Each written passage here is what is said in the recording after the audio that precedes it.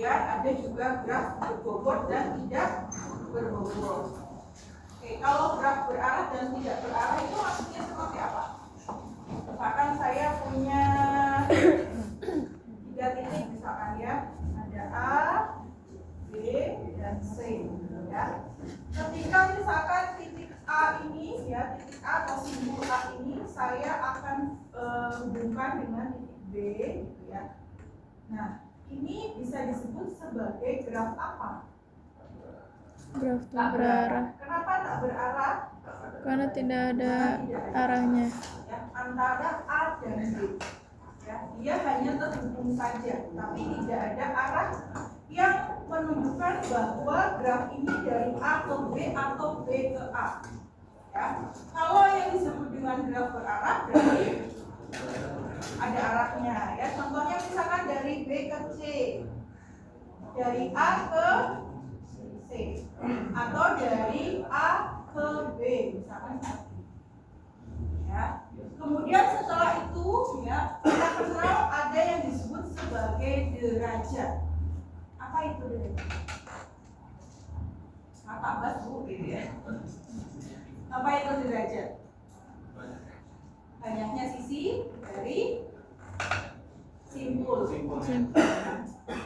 Derajat adalah banyaknya sisi dari simpul yang bersisian. Ya.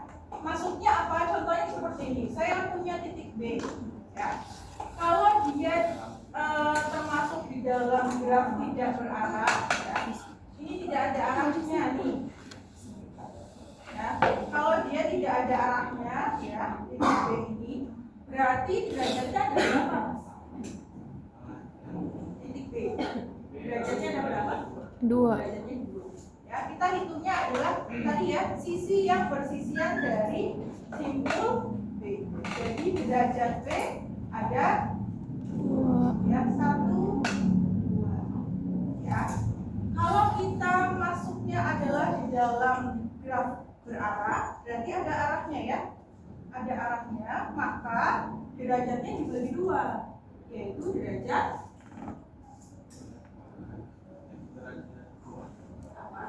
ya betul.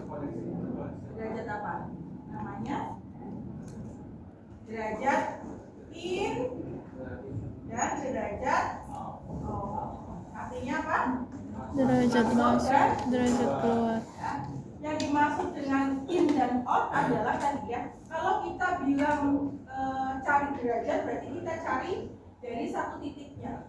Ya. Kalau saya bilang ini derajat dari B, maka yang kita lihat adalah sisi yang terhubung dari B. Ya, karena ini bukan graf berarah, ya, berarti derajatnya ya derajat saja. Tidak ada derajat in dan out. Kalau untuk titik A, ya, kemudian titik C ini, gitu ya. Ini saya berikan ada arahnya ya, ada graf berarahnya. Berarti titik C ini memiliki derajat in dan derajat out. Kalau derajat in dari titik C berarti kira-kira berapa? 2 itu berarti ya, yang masuk ke dalam titik C ya. Ada 2, satu dari titik B, satu dari titik A. Ini ada 2 ya. Ini yang untuk titik C. Kemudian yang derajat outnya adalah 1. Ya, ini adalah macam-macam atau sifat-sifat yang tadi yang disebut dengan terminologi graf. Ya. Kemudian satu lagi, ada yang disebut dengan derajat berbobot dan tak berbobot. Ya, contohnya sama ya. Misalkan ada 4 titik A, B, C, dan D. Ya, masing-masing terhubung ya seperti ini. Ini adalah graf sederhana. Ya, graf sederhana adalah hanya memiliki satu sisi saja ya, yang bersisian ya. Nah, kemudian yang disebut dengan graf berbobot itu, bobotnya ada di mana? Disimpulkan di sisi, di sisi. Oke. Ya, derajatnya adalah di sisi. Misalkan ini saya tulis derajatnya ya, bobotnya adalah 7. Ya. Misalkan di sini bobotnya 8, di sini misalkan 6, dan di sini misalkan 10. Saya bisa gambarkan seperti ini bebas ya gambarnya. Yang penting yang saya masukkan, kalau saya bilang ini adalah graf berbobot, jadi masing-masing sisinya dia memiliki nilai. Ya, disebut sebagai graf berbobot. Sama seperti teman-teman di dalam maps ya. Maps itu kan ada yang namanya jarak ya, kilometer atau misalkan waktu tempuh. Nah, itu yang disebut sebagai bobot. Ya. Jadi bobot di sini implementasinya bisa ya, misalkan ini adalah panjang, misalkan ya. Kalau di gambar sini ini adalah panjang. Kalau tadi di maps misalkan, ya di maps itu bobotnya adalah jarak. Berarti kalau jarak satuannya apa? Kilometer. Atau misalkan satu lagi, misalkan contohnya adalah waktu. Berarti satuannya Ya, ya, menit. bisa jam, bisa menit, ya. Jadi bobot ini bermacam-macam sesuai dengan implementasinya. Kalau implementasinya di jaringan komputer ya, berarti kalau misalkan sisinya adalah apa tadi? Kalau di sini yang disebut sisi apa tadi? Kalau jaringan listrik ini Kabel. berarti kita bisa bilang bobot dari kabel itu apa? Ampere. Kabel itu berarti bobotnya kira-kira apa? Apakah panjang, jarak, waktu? Oh, panjang. Ya. Kalau kita implementasinya adalah ini jaringan listrik ya, maka kabel ini kita beri bobot dengan panjang. Ya. Senti atau meter. Ya. Senti atau meter. Karena di sini graf itu gunanya adalah untuk kita bisa menentukan ya, kira-kira kebutuhan untuk saya membuat instalasi listrik di sini ya, panjang kabelnya berapa. Jadi panjang kabel yang dibutuhkan untuk saya memasang listrik di sini itu kira-kira berapa. Jadi graf itu fungsinya untuk itu. Kalau kita implementasinya adalah jaringan listrik ya. Jadi kabel yang dibutuhkan berapa sih jumlahnya ya, untuk kita bisa mengestimasi ya, estimasi kira-kira kebutuhan untuk kita bisa membuat jaringan listrik di satu fakultas itu berapa ya. Lampunya berapa gitu ya, jumlahnya berapa. Nanti kalau masalah merek, harga dan listriknya kan terserah ya. Nah, tapi kan kita harus bisa mengidentifikasi dari kebutuhannya, listriknya berapa, lampunya berapa, kemudian saklarnya berapa, kabelnya kira-kira berapa ya. Jadi implementasinya adalah kesana. Jadi untuk kita bisa menghitung atau mengestimasi ya kebutuhan dari instalasi listrik yang akan kita buat. Oke, jadi gambaran graf itu seperti itu ya. Jadi kita masuk ke sini. Ini adalah ya, algoritma Wells-Powell ya, digunakan untuk pewarnaan graf ya. Jadi di sini salah satu algoritma pewarnaan graf yang melakukan pewarnaan berdasarkan derajat tertinggi dari simpul-simpulnya ya. Jadi tadi ya, makanya saya mulai dulu dari terminologi dari graf itu sendiri, karena kita akan menghitung derajatnya dari masing-masing simpul yang ada di dalam graf. Ya, kalau kita menggunakan algoritma Wells-Powell, berarti kita bisa menentukan masing-masing simpul itu derajatnya berapa. Kemudian ini ya, setelah kita bisa menghitung masing-masing derajatnya, kemudian kita akan melakukan pewarnaan berdasarkan derajat besar ke derajat kecil. Ya, jadi setelah kita bisa menentukan derajatnya tadi ya, yang kita pakai adalah yang di atas ini ya, bukan yang sini. Kita akan pakainya, estimasinya adalah menggunakan graf yang tak berarah ya.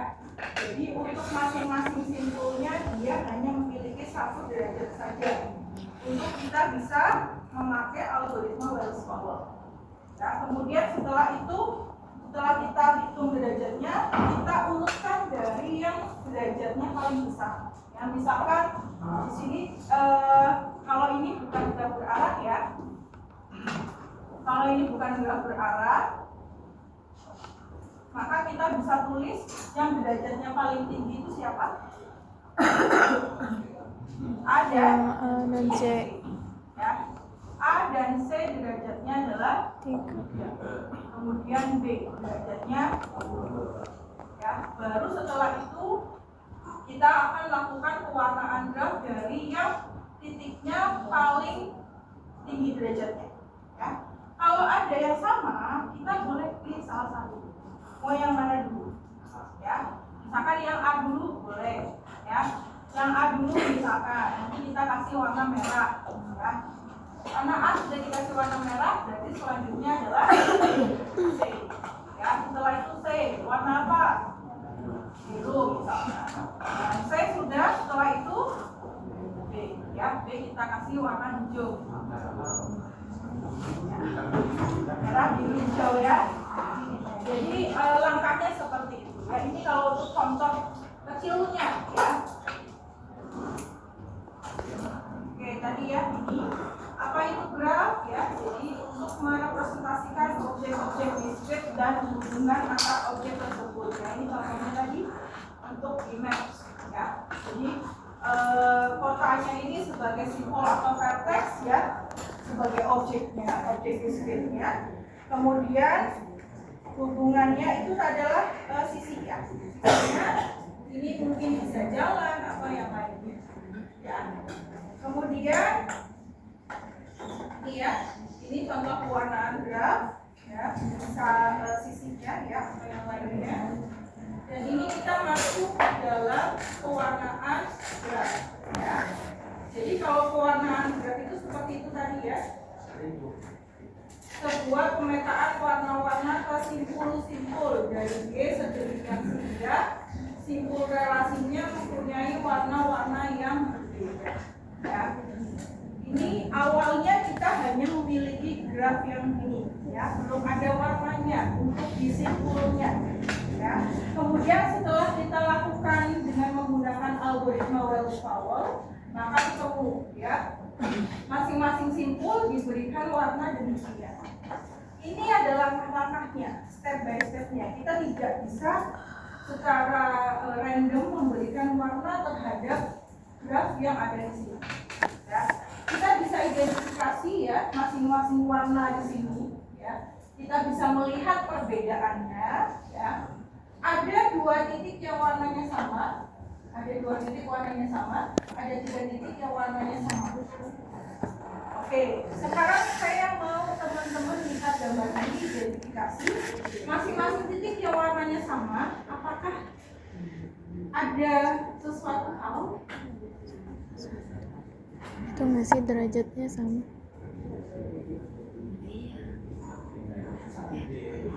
Iya. Kira-kira apa? Karena derajatnya sama. Karena Banyak derajatnya sama. karena derajatnya sama. Kalau derajatnya sama, ini ada G dan E, derajatnya sama. Tapi warnanya beda. Iya deh. Kira-kira apa lagi yang lain? Nggak saling nyambung. Nggak saling. Sebelahnya harus beda warna, iya betul. Masih sedikit lagi nyampe. Apa tadi kata dia? Karena Sebelahnya harus karena Nggak saling nyambung. ya, karena tidak langsung terhubung, betul sekali. kelas. Ya, kita nyampe tadi ya, nyampe akhir. Karena ya untuk graf yang simpul yang warna merah, dia tidak terhubung langsung. Iya sih. Ya, F ke G itu tidak terhubung langsung. Ya. Tidak ada sisi langsung yang menghubungkan simpul F ke simpul G. Ya, maka kita boleh kasih warna yang sama. Kemudian simpul B dan simpul E juga sama. Tidak ada sisi yang langsung menghubungkan. Ya, begitupun untuk A, C dan D. Ya, oke, kita save dulu, kita simpan. Ya. Kemudian kita identifikasi, kita masuk ke langkah-langkah dari algoritma Wells-Powell ya. Langkah yang pertama tadi apa? Kita akan menentukan apa? Derajat. Oke, kita tentukan masing-masing derajatnya ya. Mulai dari titik A.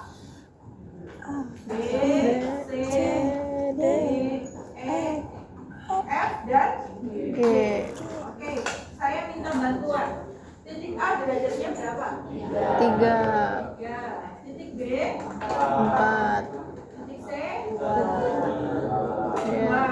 titik D 2, titik E 3, terus titik F 3, titik G 3.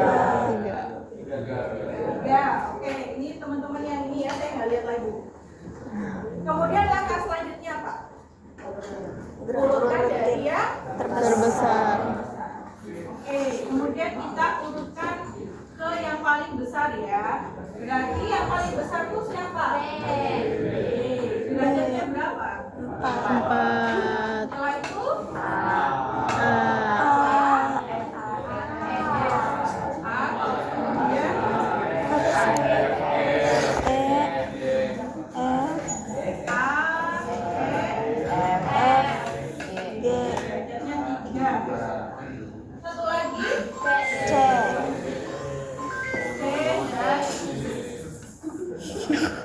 dan derajatnya 2. Maka selanjutnya apa? Mewarnai dari yang kali besar. Oke. Dari yang paling besar adalah B. naik. Ya, B itu di sini kita kasih warna apa?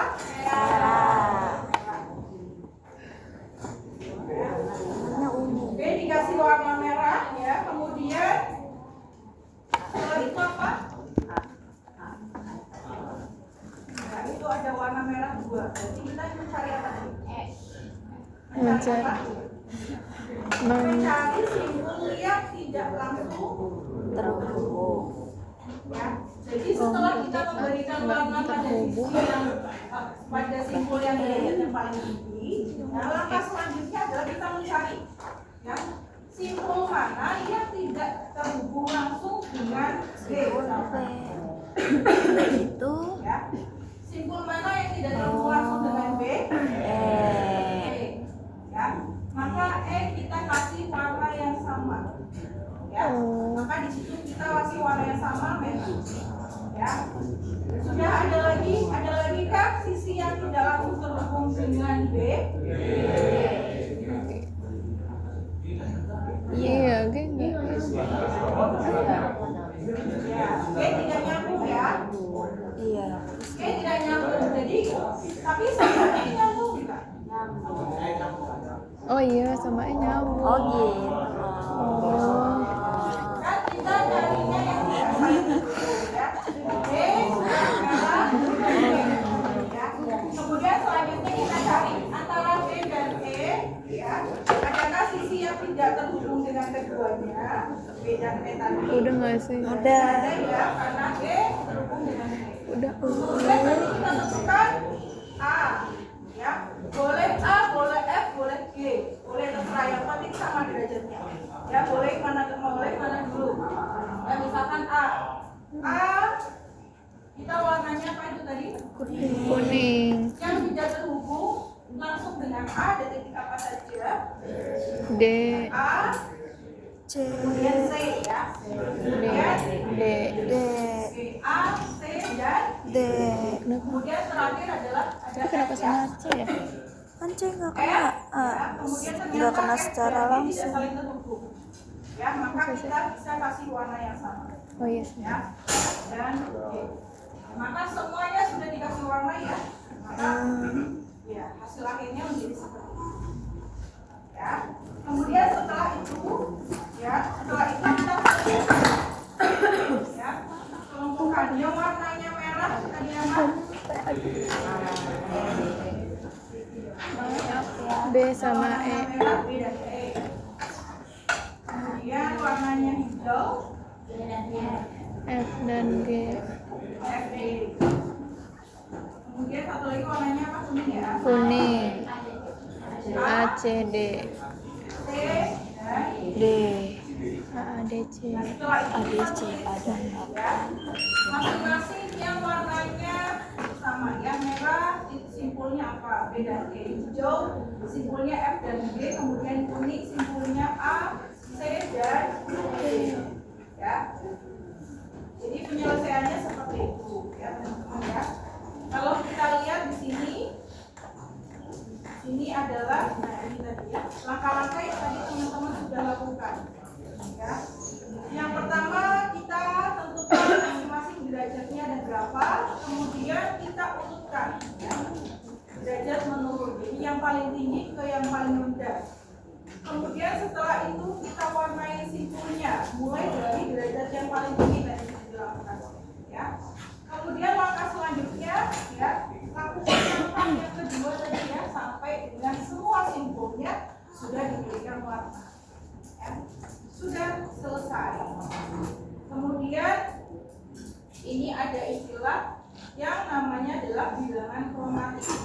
Ya, bilangan kromatik ini adalah jumlah warna yang dimiliki atau diperlukan untuk mewarnai graf. Ya, jadi kalau misalkan ini adalah graf G, maka yang disebut dengan bilangan kromatik adalah jumlah warna yang dipakai untuk mewarnai. Di sini ada berapa? Apa saja berarti? Hijau, merah, kuning. Merah, kuning, hijau. Jadi ada 3. Merah, kuning, dan hijau. Ya. Green light. Oke, kemudian ya, ini teman-teman sudah mengerti ya, sudah mengerti. Kemudian saya akan memberikan contoh ya, informasinya adalah di dalam kasus penjualan. What is that? Ini adalah implementasinya ya. Di dalam kasus penjadwalan. Jadi kira-kira apa kita pakai algoritma Wells-Powell ini? Agar apa jadwalnya? Agar tidak bertabrak truk, Itu biar apa? biar nggak nabrak satu dengan. Ada pinter ya. Alhamdulillah. Amin. Oke, jadi misalkan ya, tugas kita yang pertama adalah apa nih? Karena ini belum dalam bentuk graf. Ya. Kalau ini Dikelompokkan belum dulu dalam hasil. bentuk graf, berarti kita harus membuat Grafnya. ya. Kalau ada kasus seperti ini, ya kita akan membuat jadwal agar jadwalnya ini tidak saling bertabrakan. Maka yang akan kita jadikan sebagai simpulnya, ya, itu apa? Apakah mahasiswa atau mata kuliahnya? Mata kuliah. Karena yang akan dikasih jadwal itu mata kuliahnya, ya, bukan bukan mahasiswa. Ya. Jadi mata kuliahnya yang akan dijadikan sebagai simpul, ya.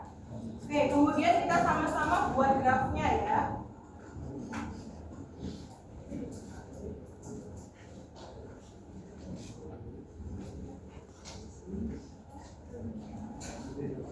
Oke, berarti di sini ada V1, kemudian ada V2, V3, V4,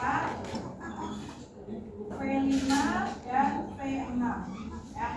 Ini saya buat terus aja ya.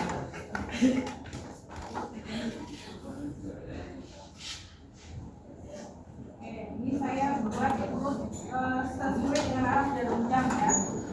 2, 3, 4, 5, ya. Penentuan titiknya boleh bebas ya, bebas. Mau V1 di atas, V1 di bawah, V2 di sini atau V di sini V4 boleh bebas. Bebas. Yang penting kita bisa menentukan simpul dan sisi. Ya, karena yang sulit itu. Mau IT. Ya. Jadi itu mata kuliahnya ada 6 ya. Videonya. Saya sudah masukkan Udah aku masukin juga. masing-masing mata kuliahnya sebagai vertex ya atau simpul. Dari sini sudah saya berikan simbolnya. Jadi V1, V2, V3, V4, V5 dan V6 ya. Kemudian sisi itu yang mana?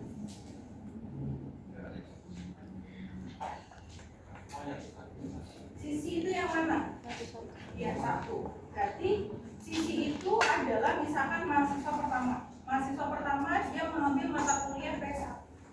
Kemudian setelah itu dia mengambil mata kuliah V2. Setelah itu dia mengambil mata kuliah V6. 6. Oke, bantu ya. Kita mulai dari mahasiswa 1 sampai selesai, 2, 3 sampai dengan 10. Kita gambarkan ke dalam grafnya. Simpulnya sudah bisa, mudah sekali ya, sebuah simpul. Yang susah adalah untuk menentukan sisi. Ya. Mahasiswa pertama dia mengambil mata kuliah P1. Kemudian setelah itu mengambil mata kuliah P2. Berarti di sini ada sisi yang terhubung. Ya. Kemudian setelah itu mengambil mata kuliah berarti bukan dari V1 tapi dari V2. Ya. Jadi kan dia ambil mata kuliah 1, 2, kemudian ya dari sini lanjut ke sana ya, lanjut mata kuliah kedua, setelah itu lanjut ke mata kuliah ke ya. Berarti V1, V2, kemudian V6. Ya, dari V2 ke V6. Seperti ini. Selesai ya mahasiswa pertama, sekarang mahasiswa kedua.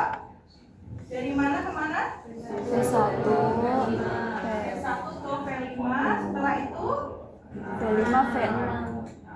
6 dari mana? 5 ke 6. Jadi 5 ke 6. setelah itu sudah selesai. Ya, kita ketiga. Mahasiswa ketiga V1.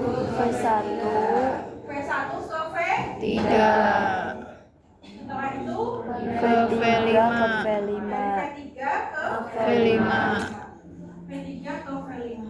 Oke, ini selesai. Terus kemudian mahasiswa berapa? keempat Ambil apa? V4 ke V5 V4 ke V5. Nah, setelah itu mahasiswa ke 5 dari mana? V2 ke V4 V2 ke V4. Nah, ada lagi?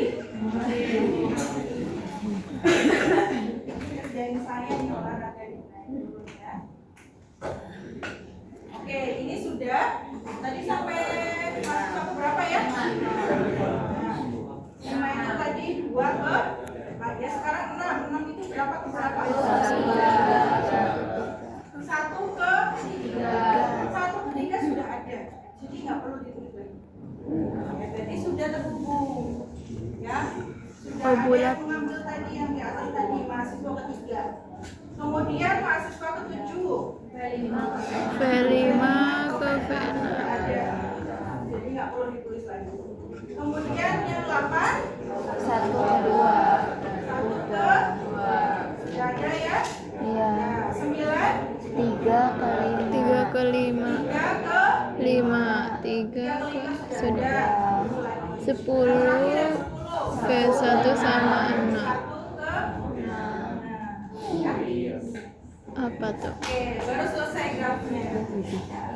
Masih panjang kita. Oh, Kemudian setelah itu apa? Kalau saya menggunakan algoritma Wells Power, berarti step pertama adalah saya menghitung apa dulu tadi? derajat Oke, masing-masing kita tulis ya. V1, V2, 3, 4, 5, dan 6. Oke, V1 berapa derajat? 4. 1, 2, 3, 4. V2, 3. 1 V3, V4, 2. V5, 3. 4 V6. Iya, Mbak. 3. 3 Oke, setelah itu apa stepnya? diurutin Urut 3. Warnai betul. diurutkan Urutkan dari yang terbesar Terbesar. kemudian pasti siapa? V1 dan V4 5 derajatnya 4. Terus siapa lagi? V2 dan V3 V6 derajatnya adalah 3. Setelah itu V3 V4 dan V. 6 Oke, baru sampai urutan derajat. Nextnya apa? diwarnain Dari yang paling tinggi terbesar derajatnya ya. tertinggi. Oke, kita ambil yang mana? V1 atau V5? V1. Mau dikasih warna apa? Merah. Merah ya. Merah. Nah, kemudian tadi apa? Cari sisi yang apa? Cari sisi yang tidak bersama langsung ya. Berarti sama siapa dia? Sama V4. Berarti ini warnanya merah. Ya. Berarti merah ya. Merah adalah V1 dan V4. Terus yang kedua, siapa lagi? V5 dikasih warna apa ini?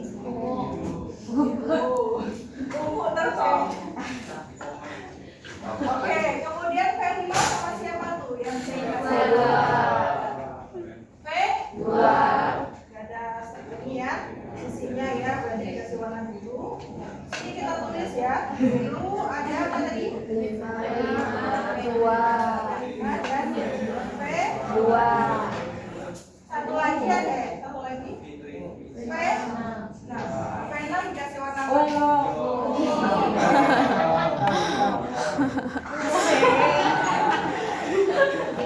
Coba ya. V6 sama siapa? V3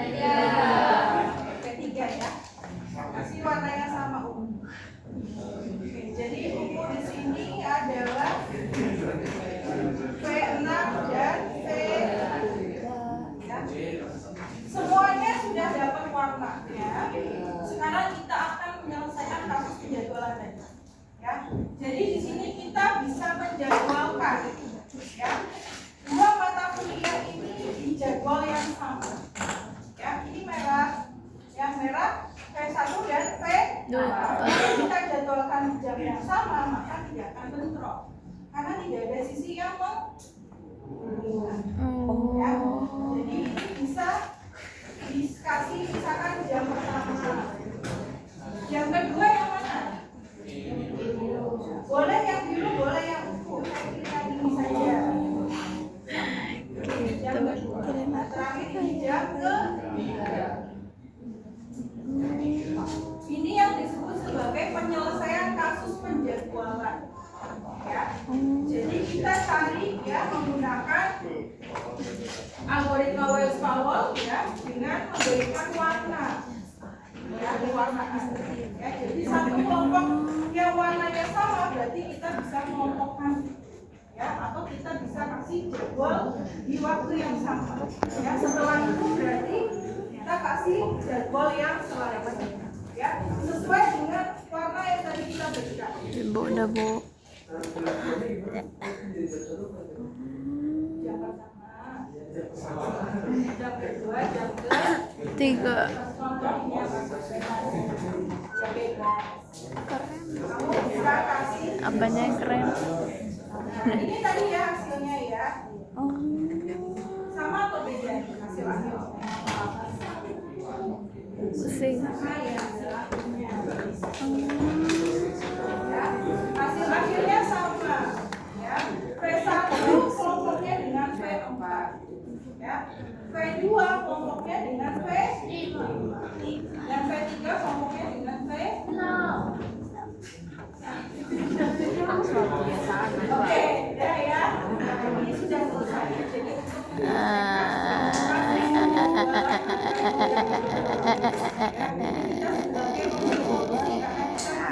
Pusing.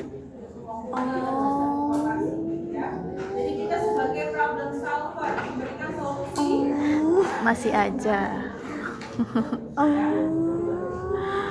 Kata Jadi gua kalau ini masih. masih sedikit ya, kalau banyak ya nikmati lah ya.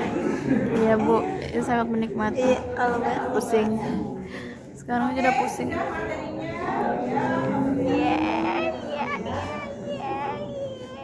Oke, ini tidak ada tugas lagi. Alhamdulillah ya Allah.